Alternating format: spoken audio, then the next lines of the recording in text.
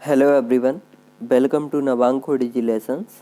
इस वीडियो में हम जीवन में खेलों के महत्व निबंध को पढ़ेंगे, समझेंगे। प्रस्तावना। एक समय था जब हमारे माता पिता और गुरुजन कहा करते थे, खेलोगे कूदोगे तो होंगे खराब, पढ़ोगे लिखोगे बनोगे नवाब। आज यह धारणा बिल्कुल बदल चुकी है। आज शिक्षित माता पिता के बच्चे उन स्कूलों में अधिक पढ़ते हैं जिनमें खेल खेल में शिक्षा देने का प्रबंध होता है। आज दुनिया ने खेलों की उपयोगिता और महत्ता को अच्छी तरह से जाना और माना है। आज खेल कैरियर से जुड़ गया है। खिलाड़ी होना गौरव की बात समझी जाने लगी है। वैसे भी देखा जाए तो खेलों के बिना जीवन जड़वत है। समय बिताने, शरीर को स्वस्थ रखने तथा मन बहलाने का सर्वोत्तम साधन खेल ही तो है। जीवन के दायित्व के निर्वाह की शिक्षा भी खेलों से मिलती है। खेल में जीवन ही जागृति है, उत्थान है। खेल व्यायाम का मुख्य अंग है। स्वस्थ शरीर खेलों की ही देन है। पूर्वज कहते रहते हैं, पहला सुख निरोगी काया, और निरोगी काया के लिए खेल तो परम आवश्यक है। जीवन में आत्मविश्वास उत्पन्न करने का काम खेल ही तो करते हैं। स्पष्ट है, मानव का संपूर्ण जीवन ही खेलों से भरा है। तो जैसे आपने आज के समय में बड़े बड़े खिलाड़ियों का नाम सुना ही होगा, जिन्होंने सिर्फ खेलों के माध्यम से अपना जीवन बनाया, संपूर्ण राष्ट्र में अपना, विश्व में अपना नाम बनाया। जैसे सचिन तेंदुलकर, जिन्हें भारत रत्न की से सम्मानित किया गया। तो इन्हें जो भारत रत्न मिला, वे किस वजह से मिला? खेलों की वजह से, क्योंकि इन्होंने क्रिकेट में अपना इतना बड़ा नाम बनाया, तो इन्हें क्रिकेट का भगवान भी कहा जाने लगा। तो और इन्हें फिर बाद में भारत सरकार द्वारा भारत रत्न से सम्मानित किया गया। विभिन्न खेलों में हम अलग अलग खिलाड़ियों के नाम सुनते हैं। जैसे फुटबॉल में हमारे देश के सुनील छेत्री बहुत ही महान फुटबॉलर हैं। विश्व में दूसरे नंबर पर हैं सबसे ज़्यादा अंतर्राष्ट्रीय गोल करने में। तो और ये तो हुए फुटबॉल के। क्रिकेट में सचिन तेंदुलकर, विराट कोहली, महेंद्र सिंह धोनी, हमने ऐसे बहुत से नाम सुने हैं। अगर हम बात करें तो जिम्नास्टिक की, तो दीपक कर्माकर, जिन्हें कौन नहीं जानता। इन्होंने 2016 में रियो ओलंपिक में जिम्नास्टिक में इनकी 4th रैंक लगी थी। इसके अलावा हमने हॉकी में भी मेजर ध्यानचंद जैसे महान खिलाड़ियों के बारे में सुना है। तो विभिन्न खेलों के विभिन्न खिलाड़ियों ने अपना नाम सिर्फ खेलों के दम पर बनाया है। अब समझते हैं खेलों के प्रकार। खेल 3 प्रकार के होते हैं। एक मनोविनोद के खेल, दूसरा व्यायाम के खेल, और तीसरा धनोपार्जन करने वाले खेल। अब मनोविनोद या मनोरंजन के खेलों में क्या आता है? जैसे ताश हुआ, शतरंज, कैरम, सांप सीढ़ी, जादुई करिश्मे आदि आते हैं। व्यायाम के खेलों में एथलेटिक्स, जैसे एथलेटिक्स, कुश्ती, निशानेबाजी, नौकायन, डोगी चालन, बॉक्सिंग, वेट लिफ्टिंग यानी भारोत्तोलन, साइकिलिंग, जूडो, तीरंदाजी, hockey, volleyball, cricket, football, tennis, table tennis, kho kho, kabaddi आदि आते हैं। अब धनोपार्जन यानी धन का अर्जन करने के लिए खेल, जैसे जादू के खेल, सर्कस के खेल, अंतर्राष्ट्रीय स्तर पर खेले जाने वाले मैच आदि आते हैं, जिनसे धन भी आता है, एकत्रित होता है।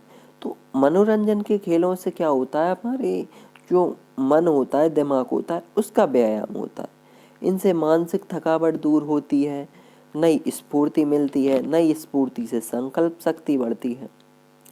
व्यायाम के खेलों से शरीर पुष्ट रहता है।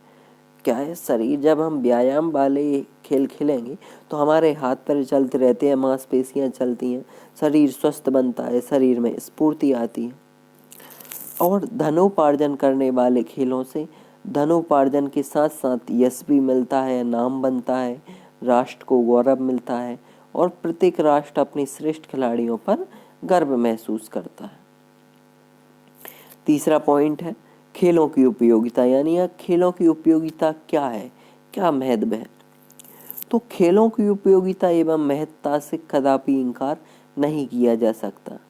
खेल हमें जीवन में संघर्ष करने और सफलता प्राप्ति की शिक्षा देते हैं। कठिनाइयों पर हंसते हंसते विजय प्राप्त करने का गुण उत्पन्न करती हैं। जीवन में अनुशासन की शिक्षा खेलों से ही प्राप्त होती है। अनुशासन में रहकर साथियों के साथ पूर्ण सहयोग करने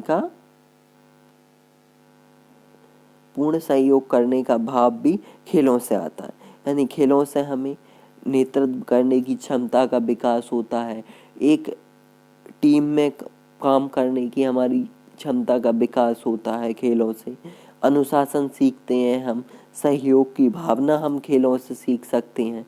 तो खेलों से मनुष्य में पूर्ण तन्मयता से कार्य करने की लगन उत्पन्न होती है। कभी ना हार मानने की भावना भी हमें खेलों से विकसित होती है। तो खेल में चोट लग जाती है, इससे हमें क्या सहनशीलता का गुण का विकास होता है।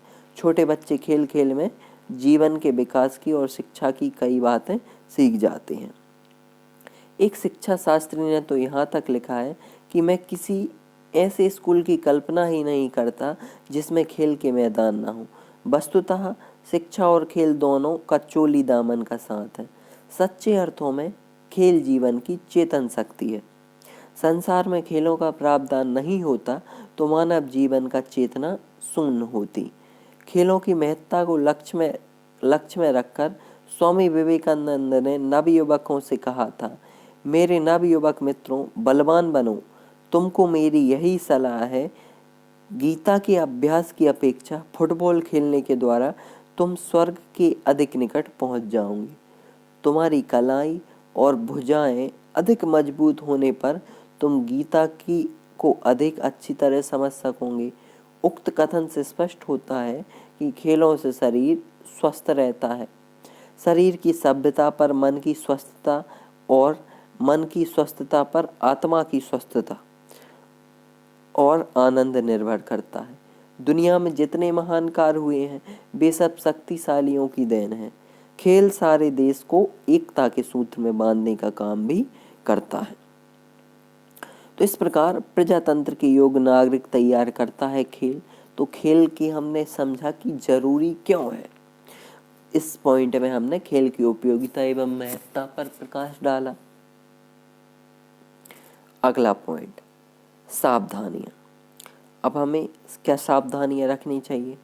यह मानते हैं कि कुछ खेल हानिकारक भी हो सकते हैं, जैसे बॉक्सिंग, मोटर रेस आदि, kabaddi, football, hockey, cricket, gulli danda, कुश्ती जैसे खेलों में तनिक सी असावधानी से खिलाड़ी को कभी कभी काफ़ी चोट लग सकती है। ताश, शतरंज, चौपड़ आदि खेलों को जुए के रूप में खेलने से व्यक्ति स्वयं एवं उसका परिवार और समाज के लिए अभिशाप बन जाता है। कुछ खेल व्यक्ति के लिए आदत बन जाती है, यानी उनकी लत लग जाती है। इससे समय की बर्बादी होती है और आर्थिक हानि भी उठानी पड़ती है। अतः खेल खेलें, परंतु उनके दुरुपयोग से सावधान रहें। यानी उतना ही खेलें जितनी हमें ज़रूरत है, आवश्यकता से अधिक नहीं खेलना है। उपसंहार, छात्रों को खेल के महत्व को अच्छी तरह से समझना चाहिए। उन्हें ध्यान में रखना चाहिए कि sound mind is in a sound body, अर्थात स्वस्थ शरीर में ही स्वस्थ मस्तिष्क निवास करता है। Sound mind is in a sound body. छात्रावस्था जीवन निर्माण की बेला है। इस अवस्था में व्यक्ति पर जो संस्कार पड़ जाते हैं वे जीवन भर अपना प्रभाव दिखाते हैं। नेपोलियन को पराजित करने वाले सेनापति नेल्सन ने स्पष्ट रूप से कहा था, the war of Waterloo was born in the field of Eton, अर्थात मरी विजय का समस्त श्रेय किशोर अवस्था के खेल के मैदान का है। एक बाद विद्यार्थियों को विशेष रूप से एक बात याद रखनी चाहिए, all work and no play makes Jack a dull boy. इसका हिंदी में अर्थ होता है, खेल के अभाव में होशियार छात्र भी मूर्ख बन जाता है। अतः एक अच्छे विद्यार्थी के लिए खेल उतना ही आवश्यक है जितना अध्ययन करना है।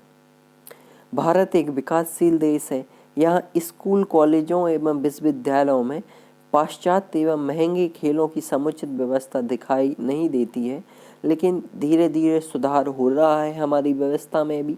शासन को इस संबंध में भी ध्यान आकर्षित कर शिक्षा के साथ साथ खेल व्यवस्था पर खर्च की राशि बढ़ानी चाहिए। स्वदेशी खेलों को भी बढ़ावा देना चाहिए। अच्छे खिलाड़ियों को आर्थिक सहयोग दिया जाना चाहिए। स्पर्धाओं में भेजे जाने वाले खिलाड़ियों को उनकी योग्यता के आधार पर निष्पक्षता से चयन किया जाना चाहिए, तभी भारतवर्ष खेल जगत में यश प्राप्त कर सकता है। तो हमने इस निबंध में खेलों के महत्व के बारे में पढ़ा। खेल छात्रों के लिए क्यों जरूरी है, इससे उनका क्या विकास होता है। इस वीडियो में बस इतना ही। वीडियो को एंड तक देखने के लिए बहुत बहुत धन्यवाद।